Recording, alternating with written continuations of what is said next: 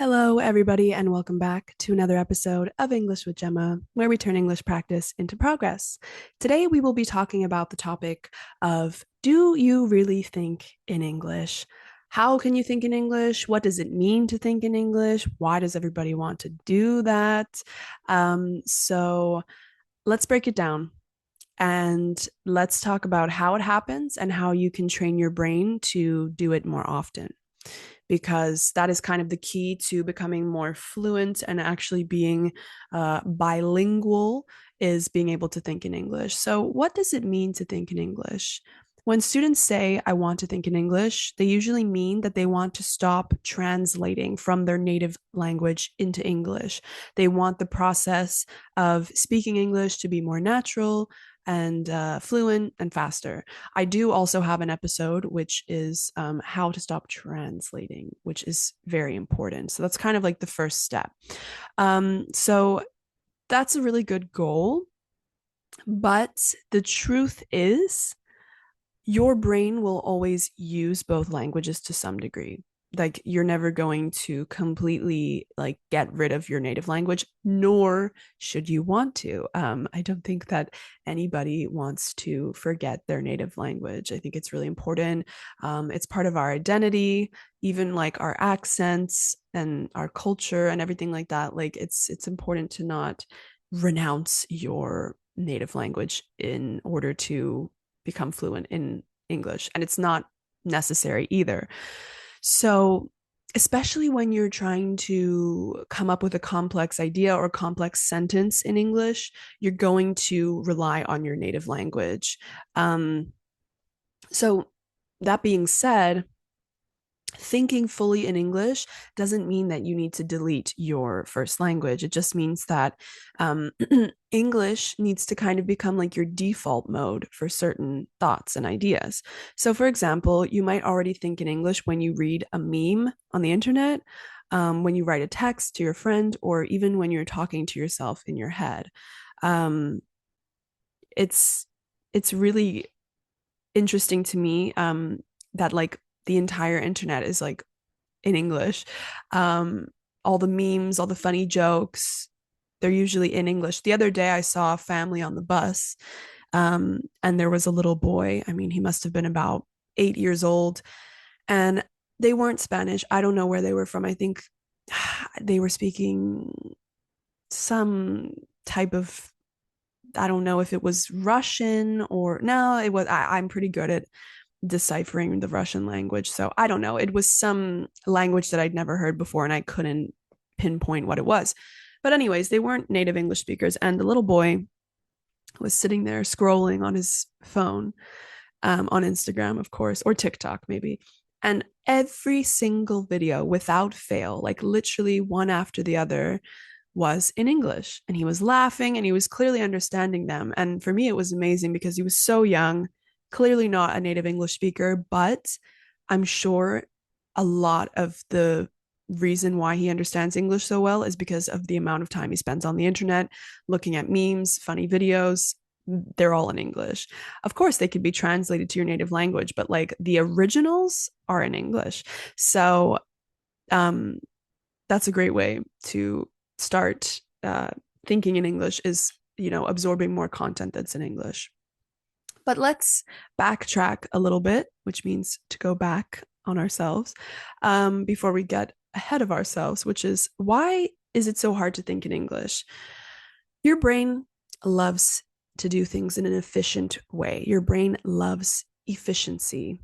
So it will use the fastest route, the fastest pathway to express a thought. And if your native language feels faster, which let's be honest, it normally does, it'll use that unless you train it to prefer English. So the real challenge is how do you make your how do you make English your brain's default setting? So here's a few practical ways to kind of force yourself or make your brain think in English. Name your world in English. When you're walking around, try to think in your head in English. Just name things. That's a bus. There's a bakery. He's wearing a hat. Like, it sounds so simple, but even I do this in Spanish. And in my dreams, I have dreams all the time that I speak fluent Spanish. Like I speak pretty good Spanish, but not like a bilingual person. Um, and it's amazing because like when I wake up from that dream, I kind of continue thinking in Spanish and like I'll go about my day or my morning thinking in Spanish, which is really cool for me because I never used to do that. So it kind of just happened naturally. Um, but yeah, this naming your world in English is a um, quick and efficient way to kind of create those mental labels and build automatic vocabulary access in your brain. Now that you've just been naming short things, you can start to narrate your day in short phrases. Speaking out loud is great if you feel comfortable doing it. Not everybody does. Some people feel a little crazy talking to themselves. I talk to myself all the time. And I talk to my cat in Spanish all the time, which is really good. So you can start narrating your day in short phrases. You can either say them out loud or quietly in your head. So you could just say things like, "Oh, I need a coffee. I'm really tired." Or, "Ooh, I should reply to that message." Or, "Oh no, I'm running late for this meeting." So this kind of inner monologue, it mimics how native English speakers naturally think. So the more that you just kind of do this in a conscious way and you choose to do this, the more it will become natural and hopefully your default mode. The next tip I have for you is to immerse without effort. What does that mean? I'm always talking about immersing yourself in the language, watching TV shows, listening to music, scrolling social media, listening to podcasts. When you laugh or react to something, do it in English. So try to write comments in English.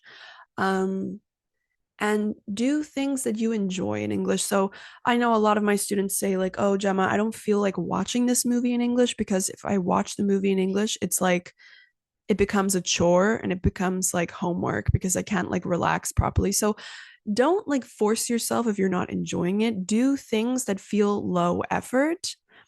Um, and are relaxing because when your brain is having a good time, when you're enjoying yourself, you learn better. So don't do things that feel like an effort and that feel like not fun because you're actually not even getting that much out of the exercise. So you're kind of just like wasting your time. So don't do that.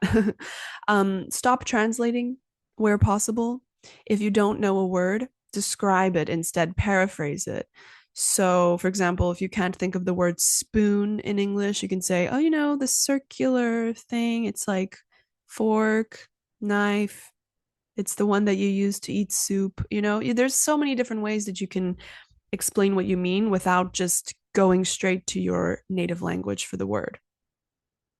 So, um, something that you will notice is the more you do these things, um, the the more natural it will become. So at first it might seem, I don't know, it might seem kind of tricky. It might seem like demotivating a little bit because you don't really feel the progress that much. But it's like I always say, you guys, it's about consistency. So it's not necessarily like how much time you spend daily doing these things. Rather, it's about doing these things every day, and creating that habit and then sticking to that habit. So, yeah, I think something we're all guilty of is perfectionism and trying to do things um, to a greater degree than is necessary. So, like saying, like, okay, I need to study more English, but then being like, if I don't study for 1 hour a day, then I shouldn't study at all. It's like, no, that's completely the wrong mindset, actually.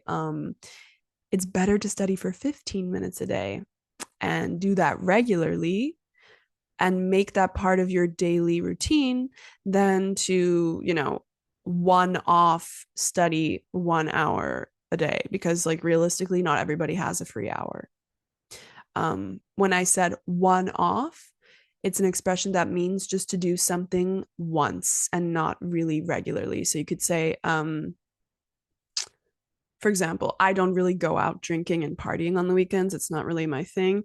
But for example, 3 weeks ago, I went out with my best friend to a club. We had some cocktails and it was really fun. But this was a one off for me, which means it's like something that happens once in a blue moon and it's not really a regular thing for me. So that's our expression of the day. I'm trying to think, did I say any other good vocabulary?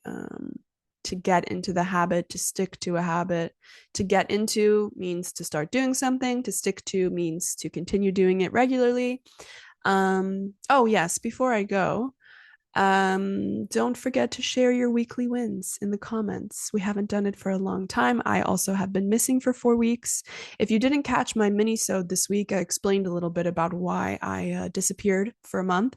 My original plan was to take a 2-week mental health break, and that turned into a much longer break because after I felt a little bit better and was ready to come back to podcasting, I went to use my microphone that you see me holding right here if you're watching the video. And it didn't work. And it was not my regular. I have issues with this microphone all the time because it's half broken and it's being held together very in a makeshift way. But this time it was fully broken and I needed to buy a new USB-C hub for my computer. And it took quite a while to arrive. And yeah, just technical difficulties kind of prevented me from putting out episodes for a while. So I do apologize about that. Please don't be too mad at me. I'm sorry. I hope you guys are still here, still listening. And yes, let's get back into weekly wins. So that is on the full episodes, either on Spotify or YouTube. If you just put in the comments below your weekly win, you can share with your name or you can share anonymously. So if you want it to be anonymous, just put anonymous at the bottom because I will share these. I will read these out loud in the next episode. So it's kind of a fun way to interact with you guys. And it's also motivating and positive because we're sharing good things that happen to us in the week. And it can be something related to learning English, or it can just be something about your life, something good that happened, like you got a promotion at work, or your best friend is getting married, or it can be something more specific about English, like I finally figured out how to use the first conditional and I used it in a business meeting, blah, blah, blah. So stuff like that. I will share my weekly win to give you guys some inspiration. But let me think for a second. What is my weekly win? I think my weekly win is that I started journaling again after taking a long break. I guess that can be it.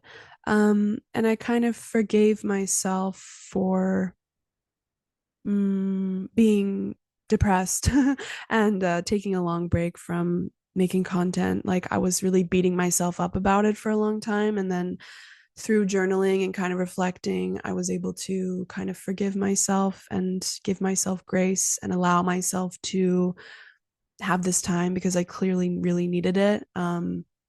I'm still not feeling 100%, to be honest. Like I'm very, very tired and don't really have a lot of energy, but I think it's important to give yourself rest when you need it.